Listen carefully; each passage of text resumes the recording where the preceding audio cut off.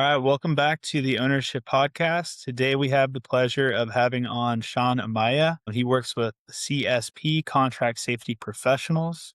So CSP LLC is a construction safety consulting and safety staffing firm specializing in large-scale data center, semiconductor, and industrial construction projects across the U.S. Sean, thank you so much for being on with us today. Yeah, thanks, Ryan. Appreciate that. Happy to be here, man. I'm really excited to be able to have the opportunity to speak with you today. Awesome. Sounds great. Listen, take us back to kind of the beginning. Give us a background of your career, and how you got started in this space.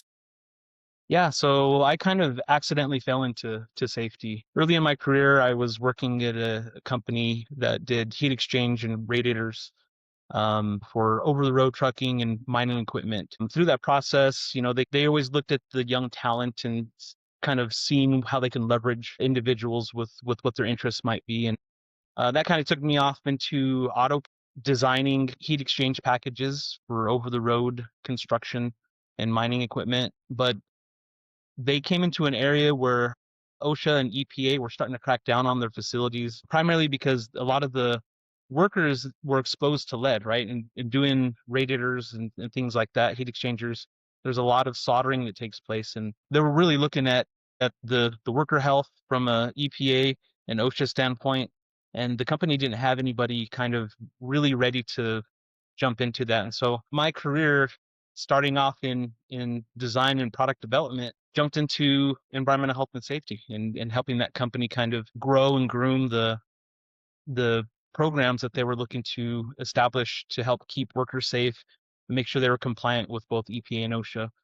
There's a lot of environmental impact based on that type of work that they conduct, and they didn't have everybody in place. So they reached out to me and they said, "Hey, you interested in leveraging some of your skill set and your interests?" And I took the opportunity. They sent me to school and some training to be able to facilitate that job. And before I knew it, I was actually the lead for the compliance side of the worker safety.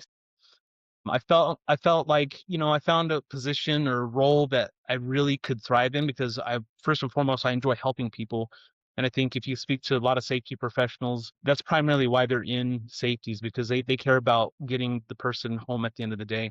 And I felt like I could make a bigger impact to the workforce by establishing myself as a person, a go-to person for any question they had relating to worker safety and how they were going to do their work, or even how they're going to remediate some of the environmental impact that they would be introducing as they're conducting their work. So it was a fun time. That kind of led me into you know having the opportunity to work for my business partner at the time in 2008. He was looking for a safety consultant to work on a project that he had landed at a large semiconductor manufacturer here in Rio Rancho, New Mexico. And I interviewed with him, and our thoughts really aligned, and the way he did business aligned with the way I like to do business, and he hired me. And so that kind of launched my career into the semiconductor world. And so I worked from 2008 to 2012 with him on that project here in Rio Rancho. Um, Gaining a lot of experience and expertise in safety, and semiconductors is a really niche market. And if you've never worked in, so much in a traditional construction setting, semiconductor is kind of a chemical factory, basically. And there's a lot of risk and a lot of potential harm there for workers. And I had kind of somewhat established myself as a subject matter expert in the, demolition phase of doing construction out there at that facility. And 2012, that campus in particular was doing a mass layoff, and so they were looking to relocate some of the folks and some of the um, people that had good experience to other locations. And so I found myself in Oregon for a couple of years, working at their sister site out there, and really just kind of leveraging my construction experience and safety to help those projects be successful. In 2013, my contract ended, and I ended up going to another company full time.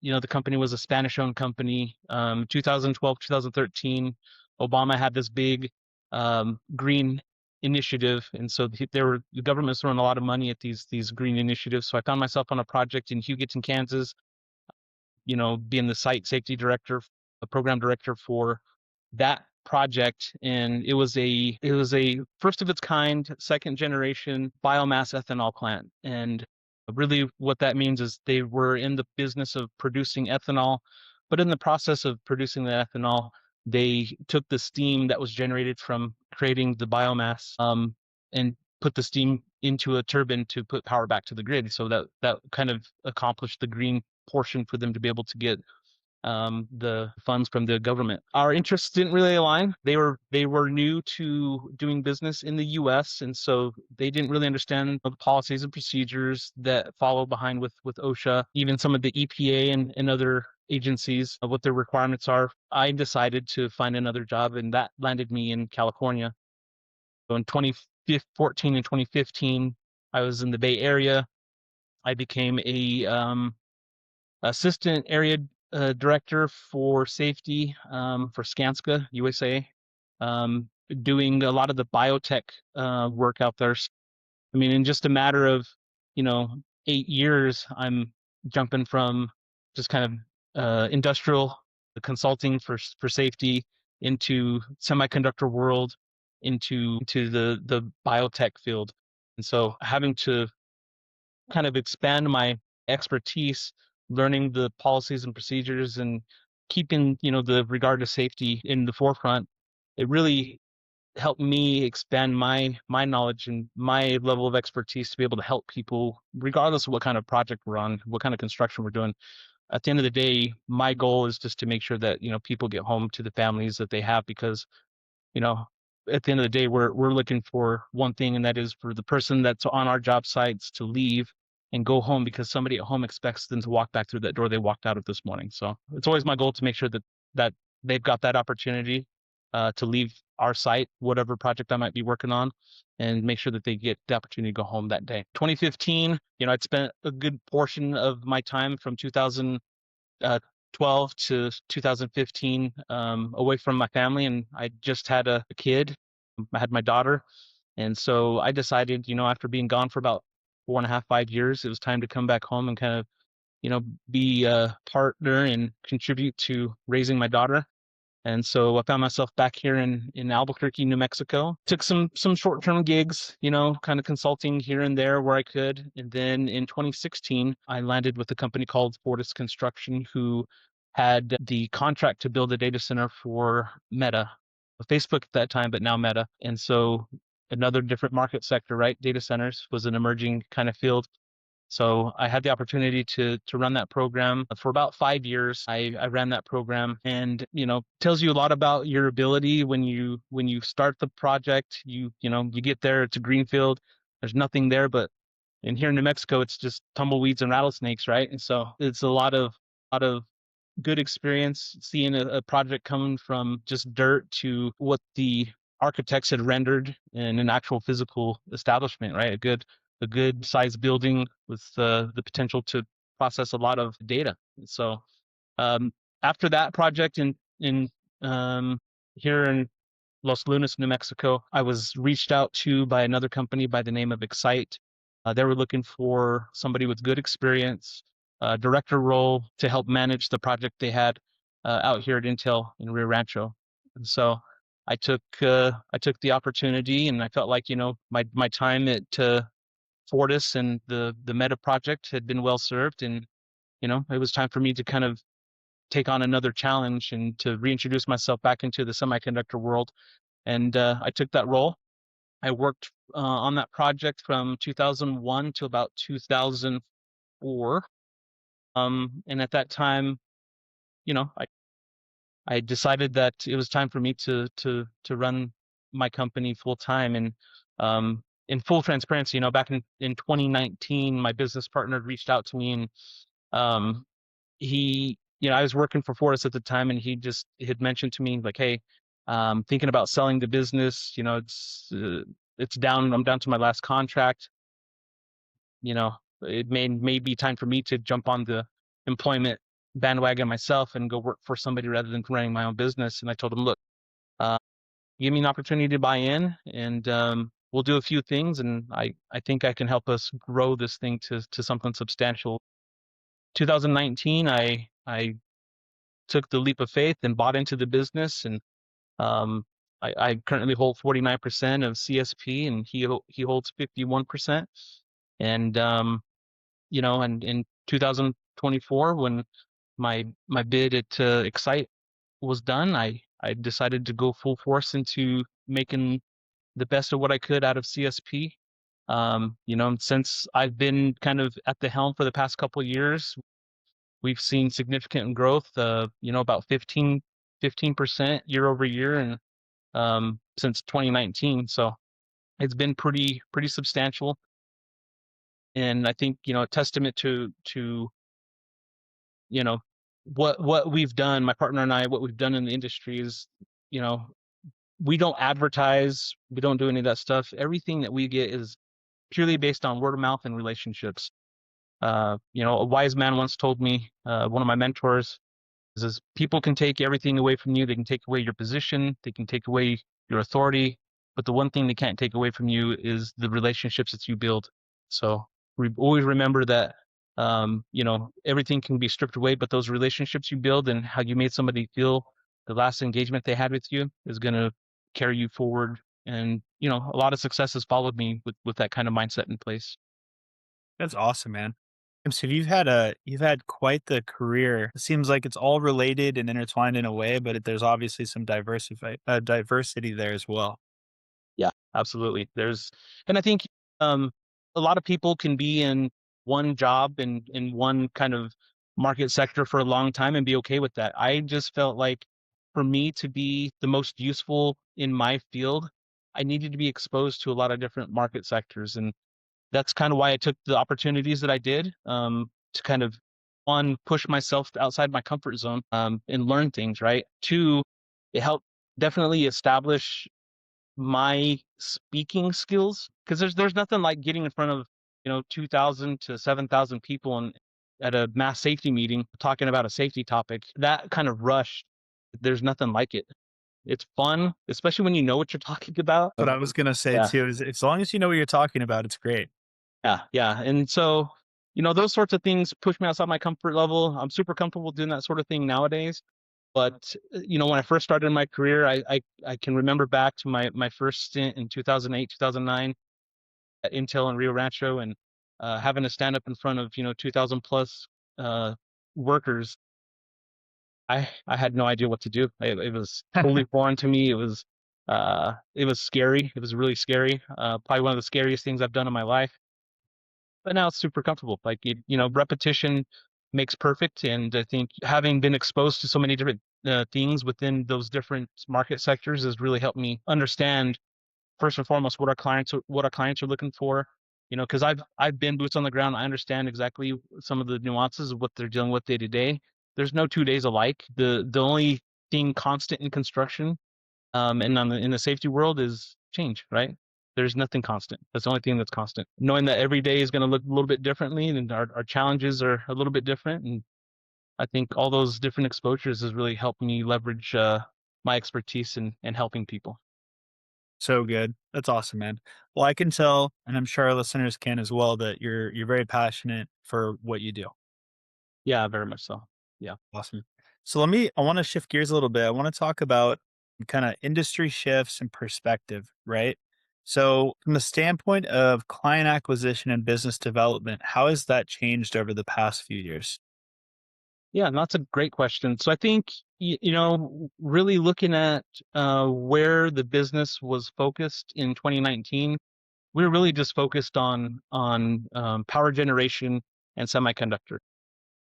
With the shift of technology, we had to really understand where the markets are going, what is going to power everything that we're doing in the world, right? And so everybody in this world is carrying one of these things, right? We're carrying Yeah. our phones, and so data is one of the biggest drivers of how we engage and what we do in the world today. So, kind of really analyzing the markets and understanding data centers are going to be a big thing. In 2020, I was out in Los Lunas. I had kind of an inside look at the demand that the user base really drives, and I was getting a sneak peek at all the user data, how many users are on a Meta platform during a day and how many pictures are shared. And, at the time, videos were just starting to become a big thing, and really thinking about, man, there's going to be a huge need, not just Meta, but all social networks, all social media is going to need a place for data to be stored. You got things like Microsoft that drive us. Tesla was emerging. They're definitely going to need a backbone to be able to serve their platform. Everybody's going to be needing data, right? That's just where the world was heading. So we really did dive head first into looking at the data center market sector, because I felt like that was going to be the next kind of gold rush, so to speak. And I was pretty accurate in making that assumption, because everything we do is driven by data. And talked to my business partner and focused on looking at how we can put ourselves in the right position and just driving our network, and associating ourselves with the right people to make sure that we can get in front of the right clients. Like I said, none of our stuff, we don't really market or anything like that. Starting to become a little more active on LinkedIn. And so really looking at the relationships that we had, the people that were shifting from semiconductor into data center was pretty remarkable, because everybody was seeing kind of the shift in where construction is going to be going, and we were just trying to align ourselves with the right people to make sure that we were front of mind when they did have projects that came up, knowing that we did good work, and we're there just to help serve, and make sure that our relationship with them and the projects that we have people on are successful. And that's kind of how we've been able to do repeat business. I would say 70% of our portfolio right now is repeat business. That's great. Yeah. That's awesome. Yeah, that speaks volumes. That's great, man. So you said you guys aren't marketing too much right now. What would you say? I mean, in a referral based word of mouth environment, I mean, there's not potentially a clear bottleneck, but if there was a bottleneck right now in your business that is not allowing your pipeline to stay full, I mean, would you be able to identify that? Do you know what that would be? That's a good question. I think, yeah, we do kind of know what that is, and I think some of that is the ability to scale, right? And when I talk about ability to scale, that's not just getting out in front of the right clients, but also having the right infrastructure within our team, hiring the right people internally, making sure our employees understand and know where our vision and our goal is to help us drive forward. So for us, I guess to answer your question in short, to identify that kind of bottleneck is really within our internal office staff, right? I mean, we're really just a team of 3 people right now. In order for us to scale to the next level, we are in plan right now of hiring some more folks to be able to allow myself and my business partner to be able to get out of our day to day kind of the operations roles and kind of work on the business development to help drive some more clients into our portfolio.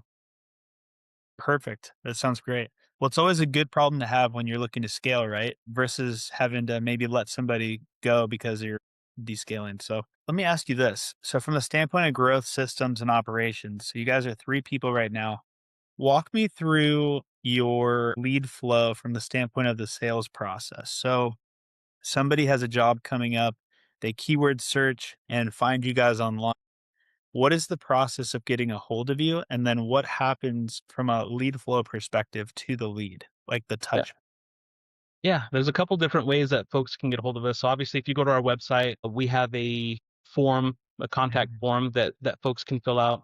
It's pretty basic in context of asking for your name, your email, your phone number, company you work for, and what you're looking for. So we get leads pretty frequently through the website, but more commonly, people just pick up the phone and call.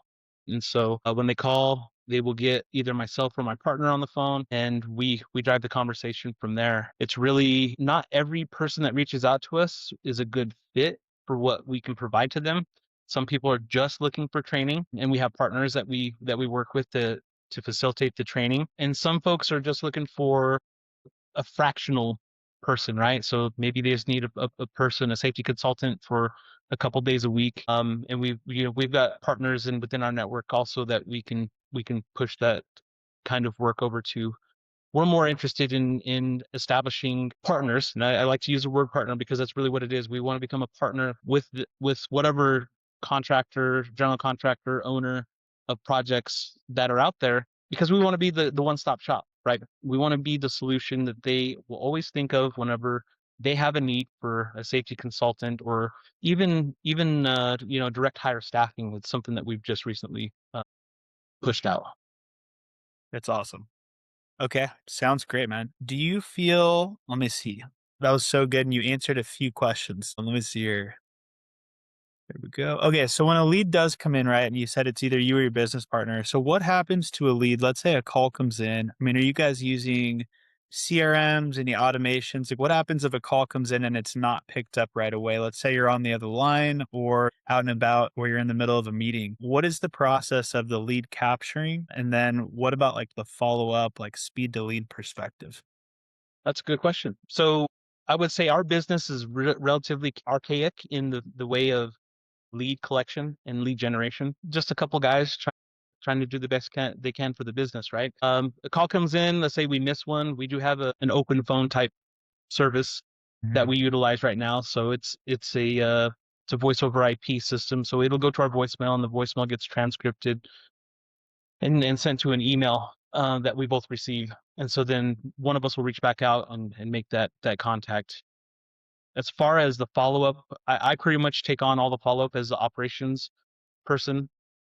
I manage the day to day operations as the COO, and so I'll follow back up, and I'll kind of mark things in my calendar for a follow up if there's a request for a quote that needs to go out or what have you. Um, yeah, I think, and we'll probably get into this a little bit later, but one of our biggest opportunities for improvement is, the use of technology, and, AI being such a huge part of our business and our life moving forward. We've got to get on board or we're going to get left behind for sure. Absolutely, man. Yeah, especially it's tough too, right? When the business is doing well, but everything is so manual and it takes so much time. I mean, to your point, just figuring out how to implement automations or AI agents or AI engines for that matter, decrease inefficiencies will absolutely just drive and skyrocket revenue. So you're on the right track for sure. Yeah, yeah. I mean, and I'm constantly in Chat GPT talking to it, having conversations with it, and how to improve efficiencies. We've hired some services recently that didn't really pan out the way that we wanted them to, right? Because it was something, they sold us a bag of goods that wasn't quite exactly what they described, but you don't know unless you try, right? And so I think for me at least, I'm the IT side of the house, as my partner says. So, anything to do with technology, kind of, I'm looking at, I'm evaluating. Some things I'm a skeptic about because, there's just so many things that are coming out day by day, hour by hour, Right. improvements within AI. It's hard to say what to settle on. But, as a business owner, we really just have to make that decision. This is the path we're going to take, and until something comes out and it proves itself that is going to be better, then we'll make the pivot. Sounds good, man. Yeah, no, that and it's like you said, it's very tough because of how inundated we are with AI. I feel like every time you open your phone or you turn on TV or what have you, I mean, it's being mentioned. So, but you did mention something so true, right? Businesses are adopting it, and the ones that do are going to scale and grow. Businesses that don't, in some form or fashion, are just going to be left in the dust. So, Yeah. Yeah. definitely agree on that part. And I think, one of the things that, a lot of people are concerned about is that AI is going to take over my job. And, to a certain percent, that might be true, right? There's going to be a lot of automations that will make things more efficient.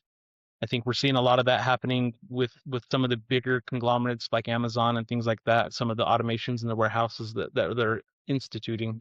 And you're hearing a lot of the big layoffs and stuff. Yeah, but I would say, for our field of practice, I don't believe that AI is going to take our jobs. It's going to be people that use AI that take our jobs.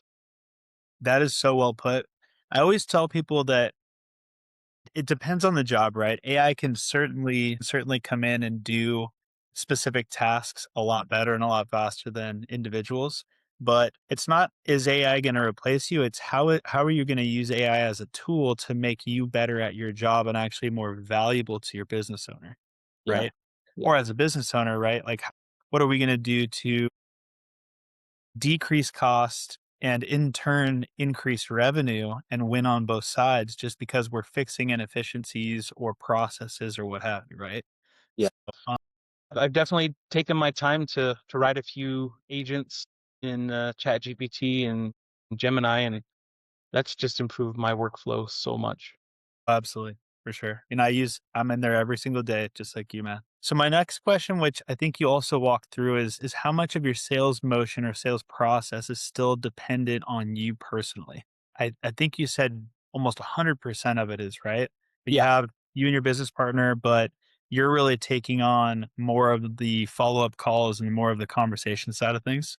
yeah, that's 100% true. Yeah, and I think, like I said earlier, if there's one item that we are really focused on here in 2026, outside of increasing our social media presence, uh, that is to integrate AI into our day-to-day business workflow, and that can impact us in a lot of different ways, right? Whether it be from payroll processing to proposal writing to lead gen and CRM follow up. All of those are things that we're right in the process right now of assessing to find our best suitor. Sounds good. That makes sense, man.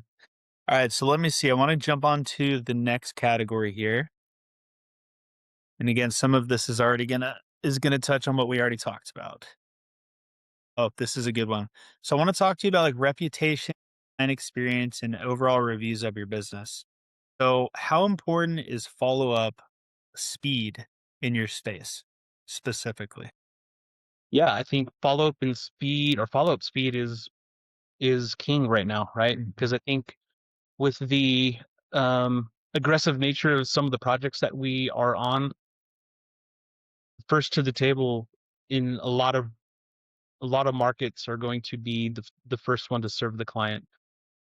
I think what kind of sets us apart and makes us special is that we do have a drive to create the partnership with the clients that we do serve currently, and it makes it to where they don't want to go anywhere else. And that's kind of what we've established ourselves as being the one-stop shop, a solution for everything that they need. And things that are even a little bit outside of our wheelhouse, we may have a solution to help provide to the client, and they like that it's not just we're inside our box and this is all we serve and this is all we can do. Leveraging our network of people that we've got in different lines of work has helped tremendously to help some of our clients and make sure that they have a good continuity in their business, because project comes to a stop, that means a lot of other people are impacted and affected because they can't do their scope of work.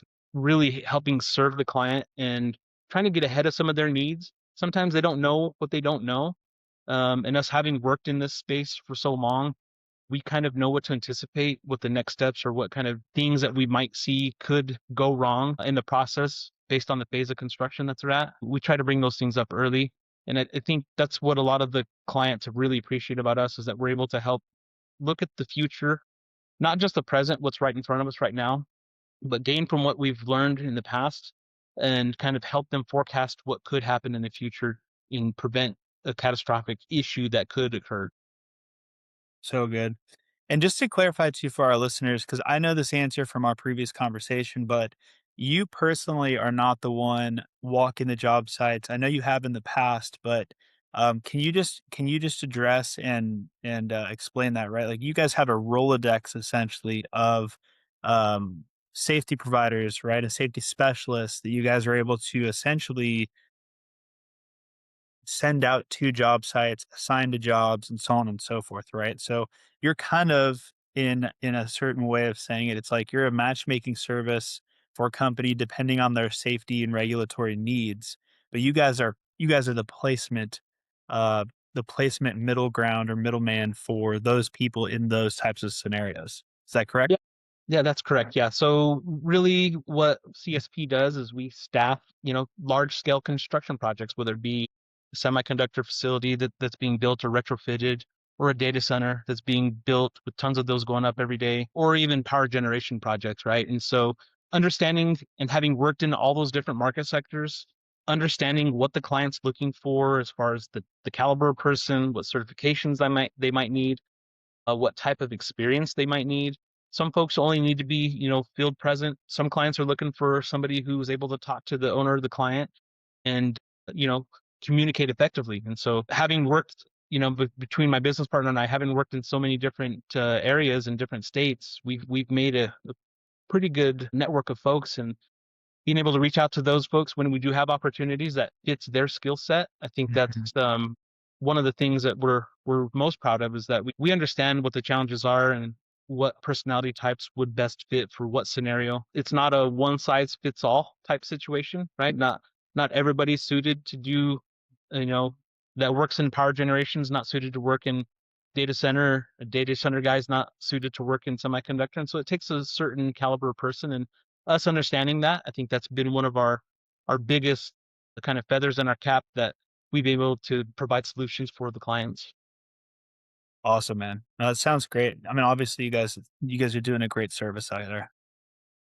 Okay, so vision, innovation, and future outlook. So, if you could make your outbound, and again, so all of your outbound efforts right now are manual, and it sounds like you're doing most of that by yourself. So, I love this question. If you could make your outbound or follow up process fully run itself, what would that unlock for you and your business? What would that allow you guys to do from a scaling perspective? So I think there's a couple things that would unlock for us, right? And I think this is really one of the bigger questions that we've got internally here right now, is that first and foremost is kind of building the brand authority within our circles. We're well respected, but we want to branch outside of our circles and get more exposure to other people that have the same need that we provide services for. Um, that would allow us to, one, get brand recognition and exposure to different people within construction or the market sectors that we serve. Two, that would allow my business partner and I to, start creating more opportunities for ourselves just by being at events, networking with other individuals. Because at the end of the day, there's nothing better than being able to sit there eye to eye, have a conversation with the person, and really build that camaraderie, and build that trust within the people that are talking there. So that those are the two biggest things that I think that would unlock for us. The other thing, as far as like growth and scaling is concerned, I think we could probably and realistically, uh, you know, double the size of the services that we offer currently. There's other verticals that we can go into, and AI is definitely one of the things that we're looking at implementing as a service. It's just finding the right fit for the right clients. Yeah, it makes sense, man. Listen, this is awesome. So one of my last questions for you. So you mentioned being able to right now you're growing, correct me if I'm wrong, at about 15% a year. Is that Yeah. correct? Yeah. Okay. So let's see. And actually you just answered the question, but I was going to talk to you about like so growth at 15% a year, but if you could wave a magic wand, what would be the one thing that could be fixed that would allow you to basically double or even triple that growth expectation? And I think over the last few questions we've we've kind of come to that solution, right? Yeah. If you weren't doing everything from a sales perspective so manually, and a lot of that was built out to be autonomous, if your opportunities, for example, go from 10 to 40 a month, obviously you being the expert, but the more at bats you can have personally instead of chasing is going to just amplify and exponentially build your guys' revenue on a growth curve. No, I agree 100%. I think that's, that to me, that's why um, AI integration's so important for us right now as a business, because I think it allows us to really focus on the things that we're really good at, right? Some people are really good at the marketing, some people are really good at the budgeting and forecasting, some people are really good at the getting out and creating relationships piece. Um, but to automate a lot of that manual work would allow us to do some of the things that we're really, really good at. So good. Awesome, Sean. Well, listen, thank you so much for being on with us today. I want to give you an opportunity one more time. So, if somebody wants to learn more about your company, talk with you directly, what's the best way for somebody to get in contact with you guys? Yeah, just reach out to us on our website. It's www.cspsafety.co, not .com, but .co. They can also email us at info@cspsafety.co. That we're always on our emails checking things out. And the phone number that's listed on our website, they can definitely reach out to us and connect with us there. One item that I would note is, LinkedIn is a great tool, and I'm very, very much active on LinkedIn. Whether I post things or not is a different story, but I'm very active in researching and looking at things that are there. Feel free to reach out to me on LinkedIn. It's Sean, Sean, Amaya, Amalla. I'm the only one that you'll find there. Uh, and reach out to me, connect with me. That's awesome, man. Well, thank you very much for that info. And listeners, we will see you on our next episode.